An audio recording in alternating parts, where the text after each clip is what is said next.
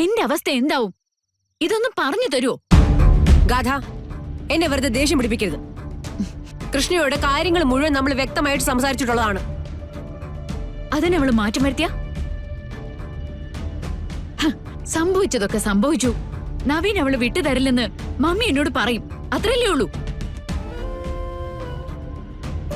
എന്നിട്ട് ഇതുപോലെ എന്നോട് ദേഷ്യപ്പെടും. എന്റെ മുന്നിൽ വെച്ച് അവളെ, ആ കുപ്പത്തൊട്ടിയിൽ നിന്നും വന്നവളെ അത്ഭുത ശക്തിയുള്ളവളെന്ന് വിശേഷിപ്പിക്കും.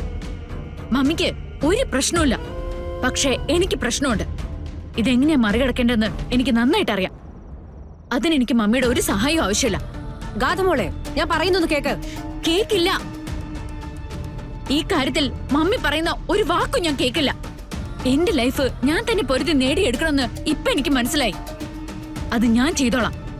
മമ്മി അവളെ പുകഴ്ത്തിക്കോ, വേണമെങ്കിൽ എന്റെ സ്ഥാനം കൂടി അവൾക്ക് കൊടുത്തോ. ബട്ട് ഗാന്ധിയെ തോൽപ്പിക്കാൻ കഴിയില്ല.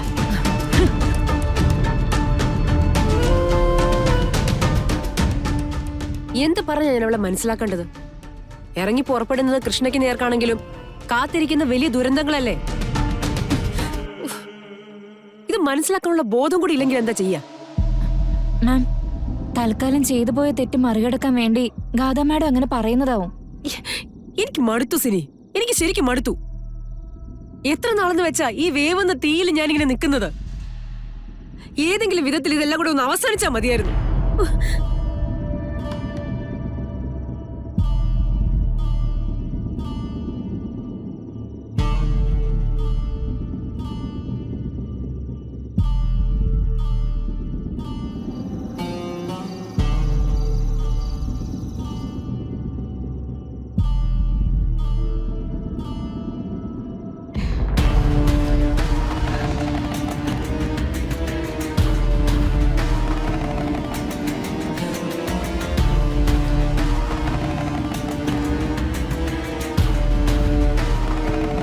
എന്തു പറ്റും മോളെ?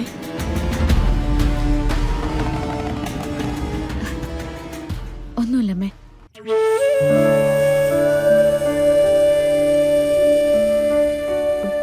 ചെറിയ പനിയുണ്ടല്ലോ. അതൊന്നും സാരമില്ല. അങ്ങനെ പറഞ്ഞാലോ? ഒരു കാര്യം ചെയ്, ആദ്യം മോള് ഭക്ഷണം കഴിക്ക്. അമ്മ മുത്തശ്ശിയോട് ചോദിക്കട്ടെ.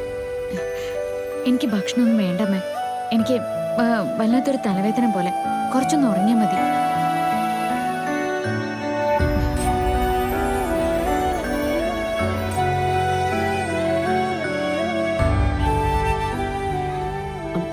അമ്മേ, മോൾക്ക് കഴിക്കാനൊന്നും വേണ്ടെന്നാ പറയുന്നേ. പനിക്കോളും ഉണ്ട്. മോളെ, ശരീരം വേദനിക്കോ അങ്ങനെ എന്തെങ്കിലും? ഇല്ല മുത്തശ്ശി, വല്ലാതെ തണുപ്പ് തോന്നുന്ന പോലെ. കുറച്ച് കിടന്നാ മാറിക്കോളും. കാവില് നടന്ന സംഭവം കണ്ടു പേടിച്ചതാ, വേറൊന്നുമല്ല.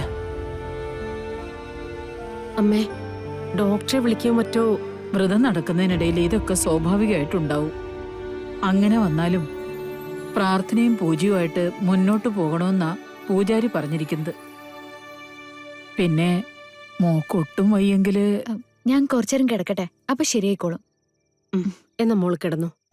കൃഷ്ണ